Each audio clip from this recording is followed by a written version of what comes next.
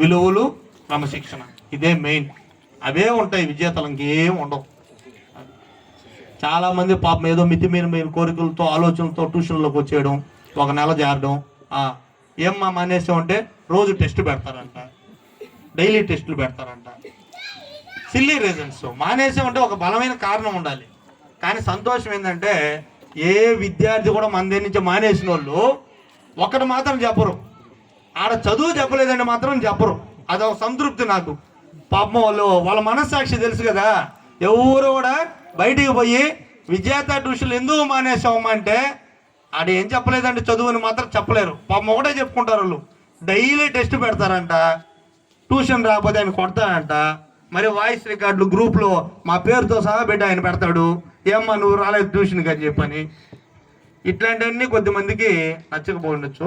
కాకపోతే మనం వాళ్ళ కోసం పనిచేయం. చదివే విద్యార్థులు ఉన్నారు చూస్తారా, వాళ్ళ కోసం పనిచేస్తాం. వాళ్ళ కోసమే మనం పనిచేస్తాం. ఆ చదువు కావాలనుకున్న విద్యార్థులే ఇక్కడ ఉంటారు. సో ఫైనల్గా ప్రతి ఒక్కరూ 10th రాసే విద్యార్థులందరూ కూడా ఆల్ ద బెస్ట్.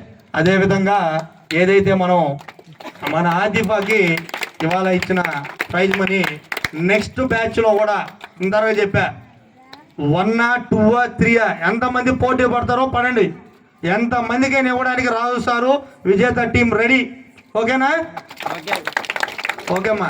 అదేవిధంగా ఇక్కడ ఇచ్చేసిన ఈ సందర్భంగా పేరెంట్స్ అందరూ కూడా మరొకసారి ప్రత్యేక కృతజ్ఞతలమ్మా. ఈ సందర్భంగా నేను ఒకటే కోరుకుంటున్నాను, మీ పిల్లలు ఈ 1 yearలో ఈ ట్యూషన్లో ఏమన్నా ఇంప్రూవ్మెంట్ కనిపించిందా? పేరెంట్స్ నుంచి కూడా 1 or 2 lines మీరు చెప్తే మాకు కూడా కొంచెం సాటిస్ఫాక్షన్గా ఉంటుంది. సో ఆదిఫా, నువ్వు మరోసారి ఆదిఫాకి క్లాప్స్ మా.